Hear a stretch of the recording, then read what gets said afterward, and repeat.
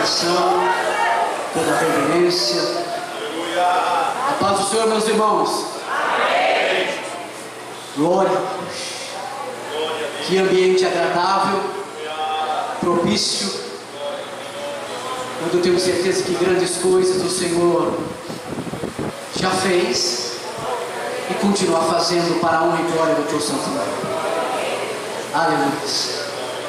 Quero primeiramente agradecer a Deus por essa rica oportunidade de poder ministrar a tua palavra, expor a tua palavra aos corações do seu povo. Quero agradecer ao pastor Daniel pelo convite. Trago a saudação do nosso pastor Mazinho. Eu comuniquei que estaria aqui essa noite e ele disse: leve a nossa saudação a todos os irmãos, ao pastor Daniel. Que Deus abençoe a todos em nome de Jesus. Minha esposa e meu filho não pôde estar aqui essa noite, eles tinham um compromisso ali na sede também. Mas aqui estamos para glorificar o nome do Senhor Jesus e a Ele toda a honra e toda a glória. Deus abençoe também a vida do irmão Ricardo, a sua esposa, a sua família e toda a igreja da Vila Angélica. Aleluia. Glórias sejam dadas ao nome do Senhor. Eu gostaria que os irmãos abrissem a palavra do Senhor, uma palavra muito conhecida, mas a palavra do Senhor, eu creio que ela se renova a cada dia. 1 Samuel capítulo 17. Aleluias. Glória a Deus. 1 Samuel capítulo 17, versículo de número 11. Vamos ler alguns versículos. Aleluias. Glória a Deus.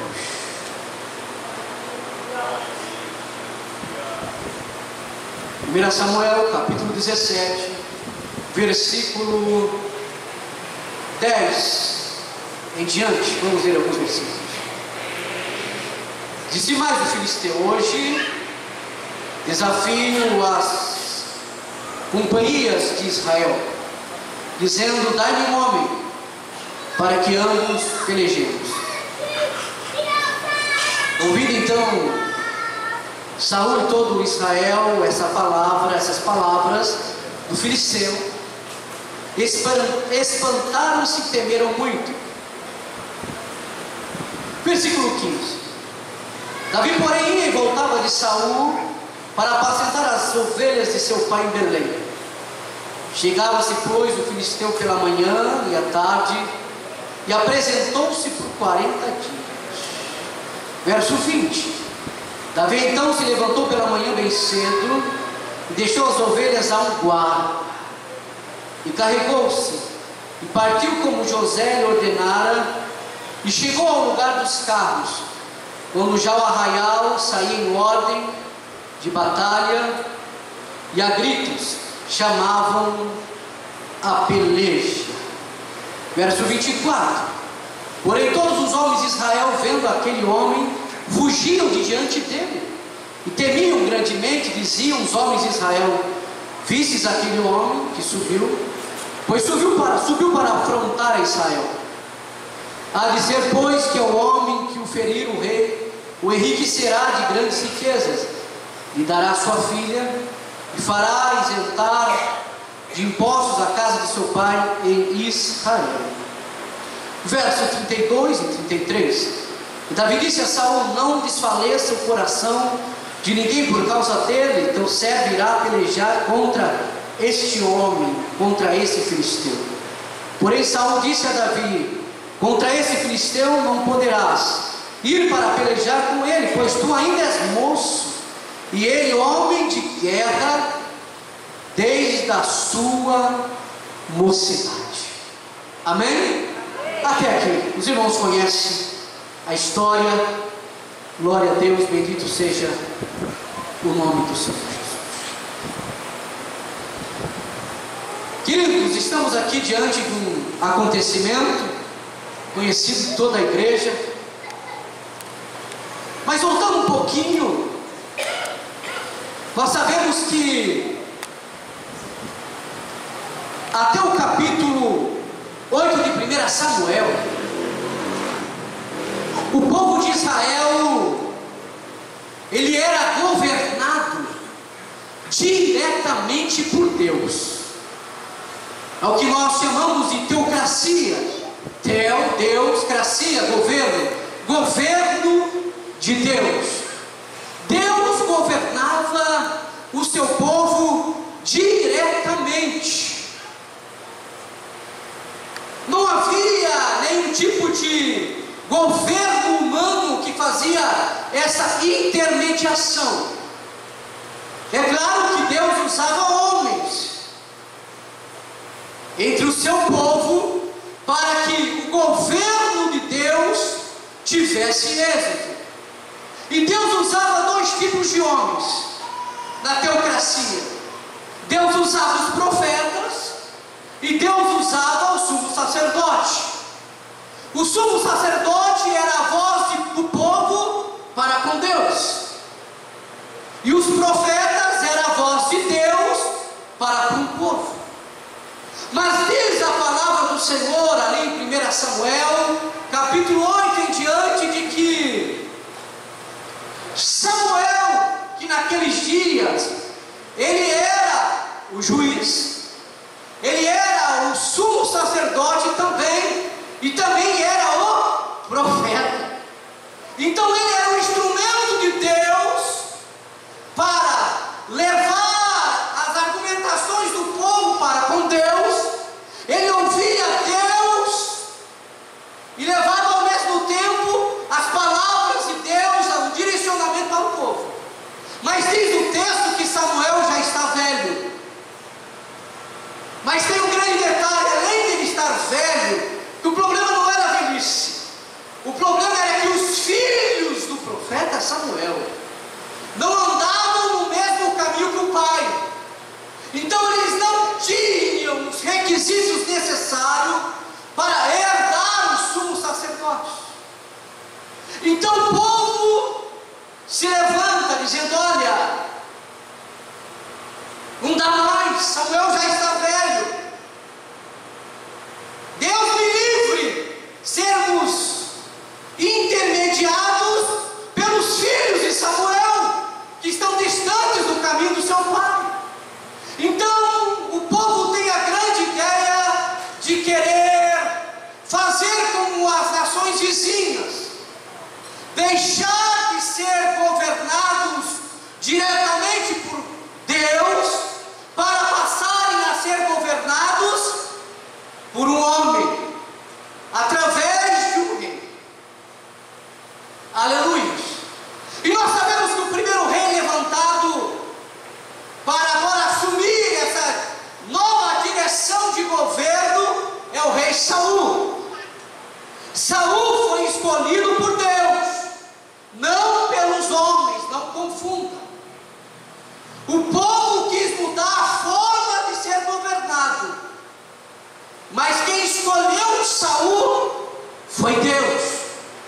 De todos os homens daqueles dias, Deus encontrou em Saul os requisitos necessários até então para assumir essa posição de rei. E Deus deixa bem claro ao profeta Samuel: não se entristeça, Samuel, não murmure, não se questione. Por quê? Porque eles não estão rejeitando a ti, mas estão rejeitando a mim. Mas se eles querem um rei, faça como eles estão mandando, e unja Saul. É interessante, aqui eu já trago a aplicação da palavra para as nossas vidas, que o ser humano, ele sempre quer deixar de ter Deus de lado. Essa sempre foi a luta. É uma dificuldade extrema de deixar Deus governar a vida dos homens. E não é diferente nos dias de hoje. Mas se Deus falou algo no meu coração essa semana, de que independentemente, queridos, de qual seja o governo que esteja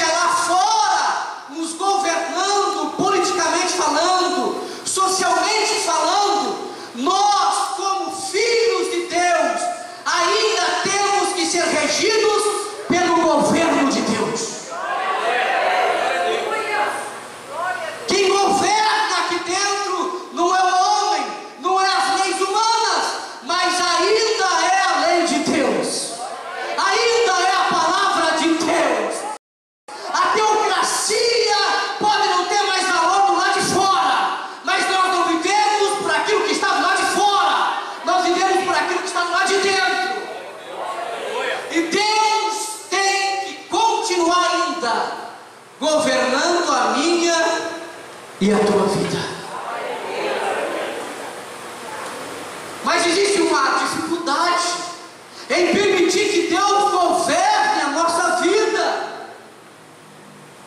Ou o máximo que nós permitimos é que Ele governe algumas áreas da nossa vida.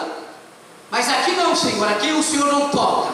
Nessa área da minha vida, o Senhor não põe a mão, aqui deixa comigo. Aqui eu faço sozinho, aqui eu sou técnico nessa área, eu sou mestre nessa área. Não, meu querido. Quando você entregou a tua vida ao Senhor Jesus, você não entregou parte da tua vida, você entregou ela por inteiro. Então o Senhor está dizendo para mim, para você nessa noite: ei, o reino dos céus já está acontecendo. Ei, deixe ser governado pelo reino de Deus, e tu verás a glória de Deus na tua vida.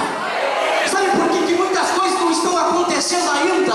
Porque você não se entregou por inteiro. O Senhor está dizendo: ei, eu não salvei a sua vida pela metade, eu morri na cruz do Calvário pela tua vida por inteiro. Então se entregue por inteiro. Oh, aleluia, glória a Deus.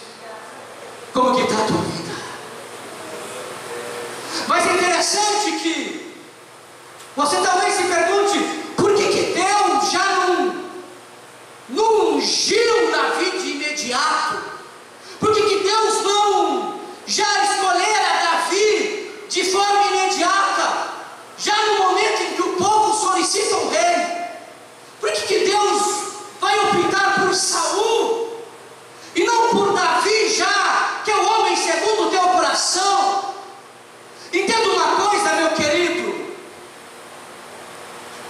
existe um tempo determinado para todas as coisas, e Deus não quer que o propósito dele na terra seja frustrado, porque Ele fará tudo o que for necessário para que o propósito dele se concretize na minha e na tua vida.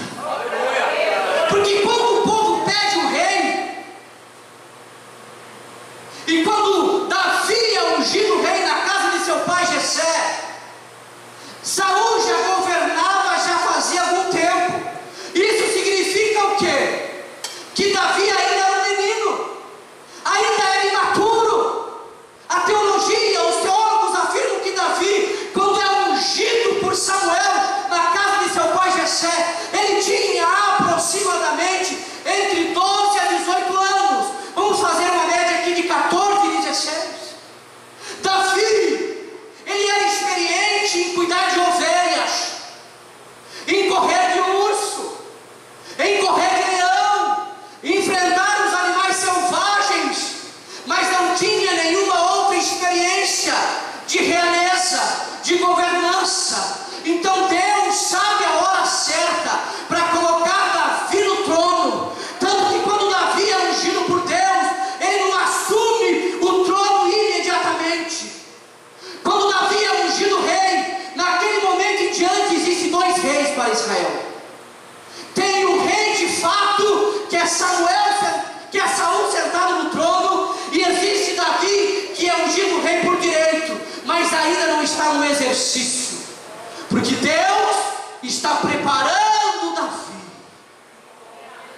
Ei, deixa eu dizer algo para ti nessa noite: Deus não chega antes nem depois, Ele chega na hora certa. O que para mim e para você se chama tempo, para Deus se chama tratamento, e Ele está tratando você, Ele está te moldando, Ele está cuidando da sua vida, Ele está tirando as arestas, Ele está cortando os galhos para dar mais fruto, para que quando você tomar posse da bênção, você esteja preparado. Mas talvez você esteja dizendo: mas o Senhor não está me vendo. Engano seu. Todas as coisas estão nuas e ocultas aos olhos do Senhor. Ninguém via Davi cuidando das ovelhas, ninguém via Davi lutando contra o leão e contra os ursos, mas Deus, o soberano, estava vendo. Oh, aleluia. O que mais me agrada ao coração é saber que Deus não olha para aquilo que está do lado de fora, porque o mais importante é aquilo que está do lado de dentro.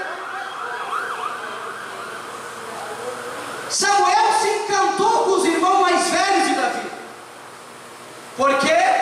Porque eles preenchiam os requisitos humanos para exercer tal função. Eram semelhantes a Saul. Seus irmãos eram altos, fortes, porque eram guerreiros, eram soldados do exército de Israel.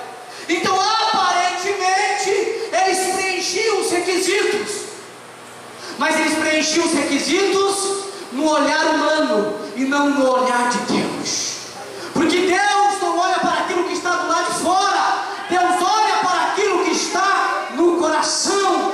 Deus repreende o profeta dizendo: Samuel, tu está olhando para o lado de fora, mas eu olho para dentro do coração, eu olho para aquilo que está do lado de dentro. Deus está dizendo: olha, você olha para a aparência, mas eu olho para dentro da alma. Eu olho para dentro da alma do homem. A alma é a fonte das emoções do homem, dos sentimentos do homem. É na alma que Deus vai vasculhar e encontrar a piedade necessária, a justiça necessária, a obediência necessária. Não se engane com a aparência, não se engane com as aparências, mas olhe para o lado de dentro. Oh, aleluia. Mas a palavra do Senhor diz que Davi, ele é ungido na casa de seu pai Jessé. E é interessante que a unção que Deus tem para Davi é tão grande, é tão poderosa, que ele é ungido 3 vezes. Davi é ungido 3 vezes, porque não suportaria ser ungido de uma vez só na casa de seu pai Jessé.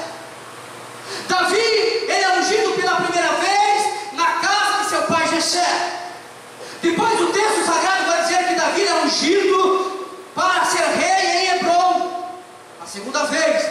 E a terceira vez ele é ungido para governar Jerusalém todo unido.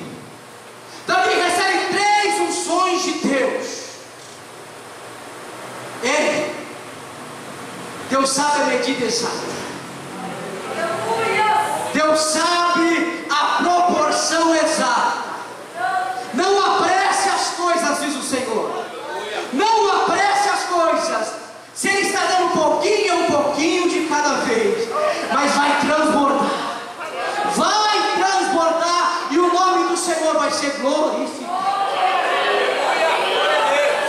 Mas é interessante que o texto que nós lemos agora, o exército de Israel está no vale para lutar contra os filisteus.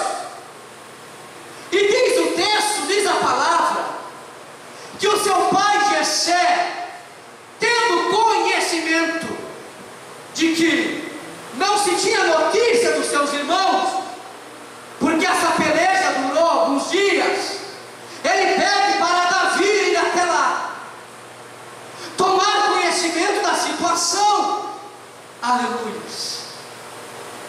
Veja como estão os seus irmãos, Davi. Aproveita, leva queijo, leva pão, leva leite para os seus irmãos, para os soldados, enfim, leva o alimento necessário.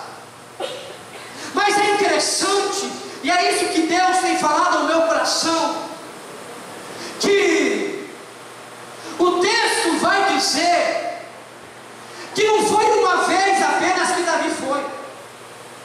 O texto vai dizer, queridos, que Davi foi por 40 dias levar pão e queijo. 40 dias. Ele pegava o queijo, ele pegava os pães, ele pegava o leite e ia o pequeno Davi levar alimento para os teus irmãos. Mas olha que interessante.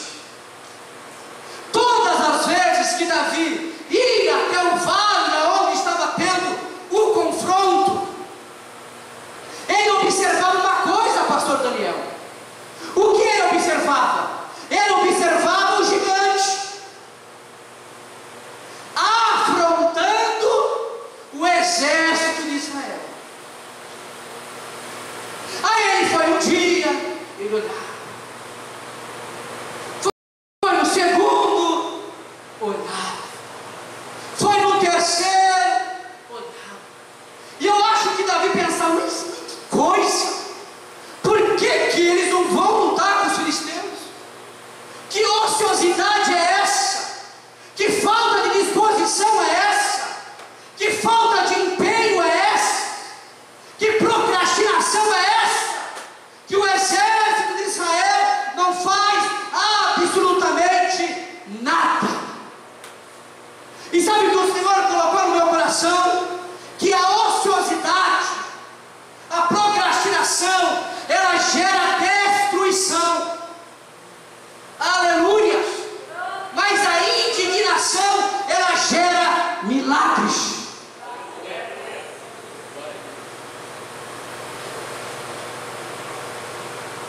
Aí eu pergunto para a igreja nessa noite: qual é a forma que nós estamos vivendo? Será que temos o empenho necessário, a disposição necessária, ou estamos vivendo debaixo de uma procrastinação, aquele velho pensamento: amanhã eu faço, amanhã eu oro, amanhã eu aceito Jesus, amanhã eu desço as águas do batismo, amanhã eu começo a participar do ciclo de oração, amanhã. O grande perigo nosso é acreditar que sempre haverá o amanhã, mas pode ser que não tenha. Pode ser que Jesus venha agora. Então o Senhor está dizendo para mim e para você nessa noite: chega de procrastinação, chega de ociosidade, chega de falta de disposição. Ei, Deus tem grandes coisas para a tua vida, mas saia da inércia, saia da posição de comodismo, levante a tua cabeça, se revolte com a situação e marche. Ei, aí veja, Davi vai levar o queijo, Davi vai levar o leite, vai levar os pães, e ele fica só observando. Mas eles não fazem nada. Mas sabe o que é interessante? Que nos 39 dias, os primeiros 39 dias, leia o texto, Davi, ele cuida das ovelhas, ele leva o alimento e ele volta. Mas em 1 Samuel, no capítulo 17, no versículo 20, veja aí o detalhe. A Bíblia diz que Davi ele vai, mas ele deixa um guarda cuidando das ovelhas.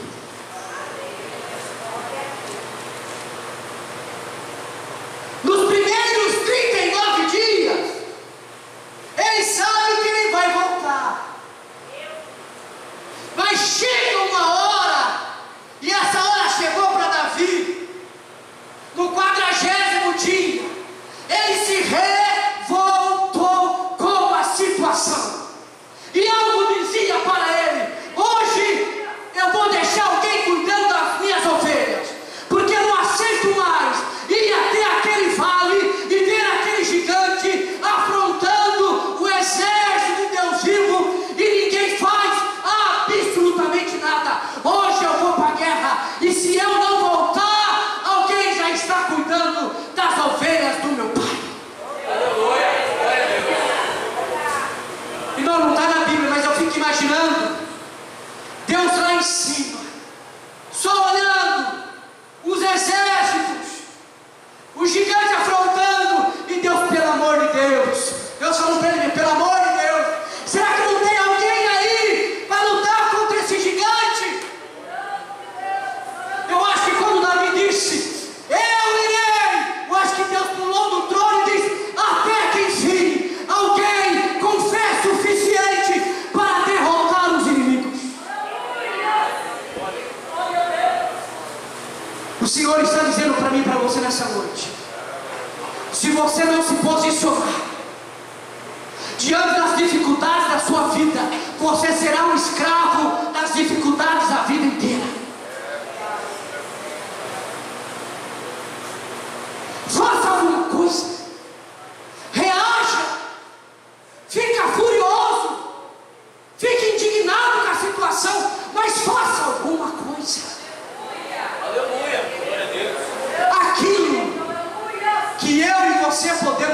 Deus não fará. Mas aquilo que eu e você não podemos fazer, Deus move céus e terra para te dar a vitória.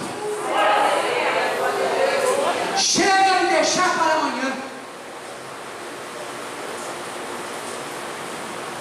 Eu e a minha esposa, nós tínhamos um desejo muito grande de ter um filho. Mas nós descobrimos que ela não podia ter filho por uma série de problemas de saúde. Isso foi um período assim, sabe, tentando 1 ano, 2 anos, até que um dia eu me indignei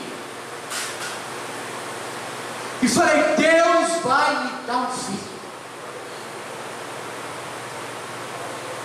Eu tomei uma posição. Nós íamos no médico, os médicos diziam: não tem jeito, não tem solução. Os médicos chegaram ao ponto de dizer: olha, minha filha, você é jovem ainda, arranque os úteros, arranque os ovários, está tudo podre, arranque e vai viver a sua vida. Mas eu me indignei como Davi. Falei: Deus vai me dar um filho. E comecei uma campanha de oração. Isso é o meu particular, não é o seu. E comecei uma campanha de oração no monte. Foram 2 anos. Eu subi no monte. 2 anos subi no Monte Sabor. Até que depois de 2 anos, no dia 31 de dezembro de 2014, eu ouço uma voz falando ao meu coração: eu te darei um filho.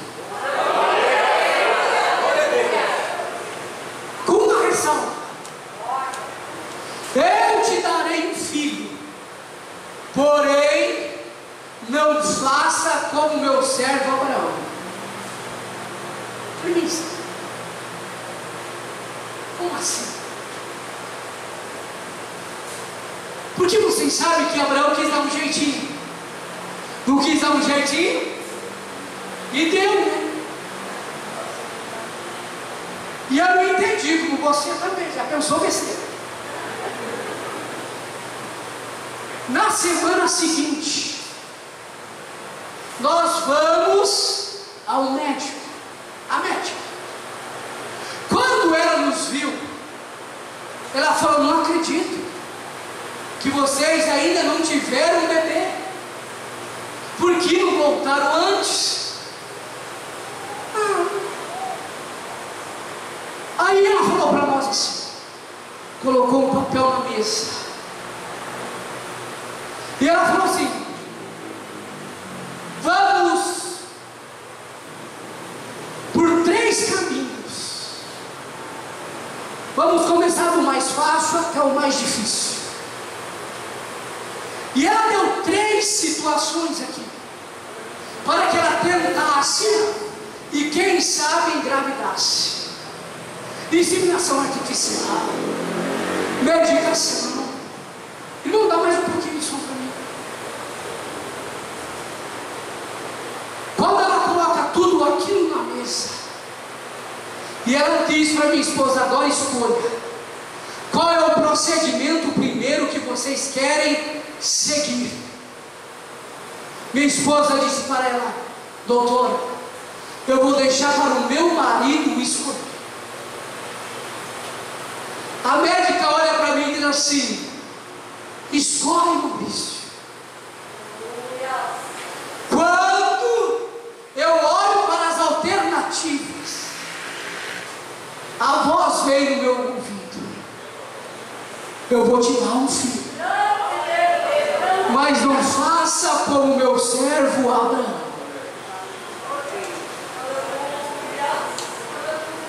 Eu falei para a médica: me dá 30 dias. Se ela não engravidar em 30 dias, nós voltamos aqui. E nós optamos pelos procedimentos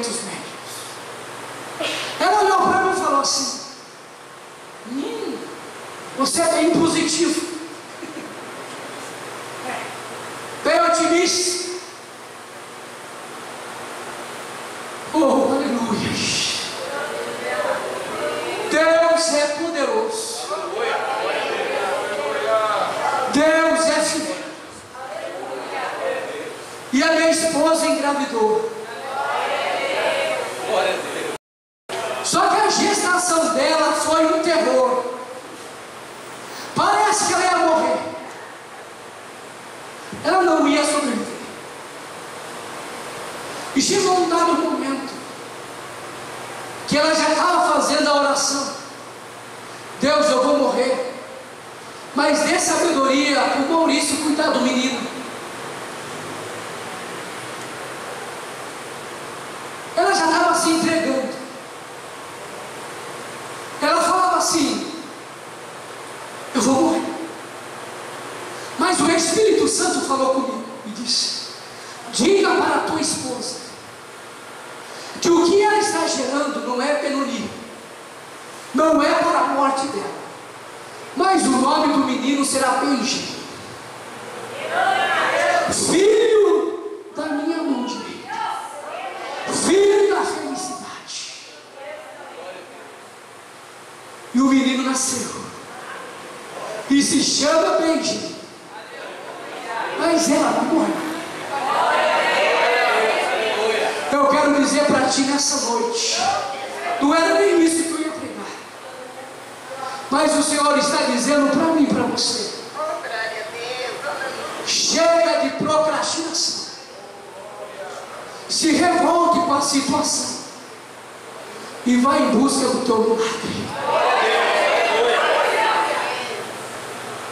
E deixa eu dizer alguma coisa aqui para encerrar, porque já deu o meu horário. Saul quis dar as ferramentas dele para Davi. Não pegue ferramentas emprestadas. Você vai vencer com as ferramentas que Deus te deu. Eu só tenho oração, pastor. É com a oração mesmo. Eu só sei jejuar, vai jejuar. Eu só sei chorar, vai chorar. Eu só sei clamar, vai clamar. Você não vai vencer as suas batalhas com ferramentas emprestadas. O Senhor está dizendo: use as suas ferramentas e Deus te dará a vitória. Que Deus abençoe os irmãos em nome de Jesus.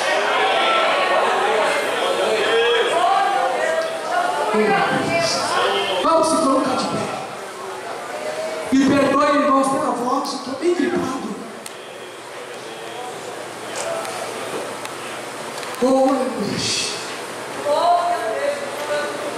Oh, Espírito Santo. Eu quero te fazer um convite nessa noite. O primeiro convite é um convite. O convite mais importante que um homem pode receber.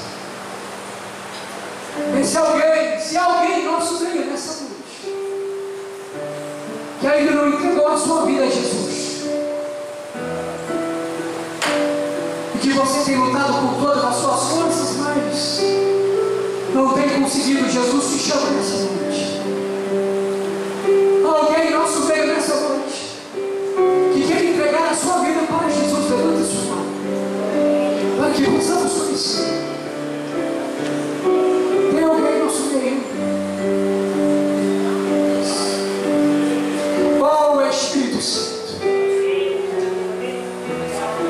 Tem alguém no nosso meio que por algum motivo se afastou dos caminhos do Senhor, mas que queria voltar essa noite? O Senhor te chama nessa noite. Tem alguém no nosso meio? Levante sua mão. Oh, Espírito Santo.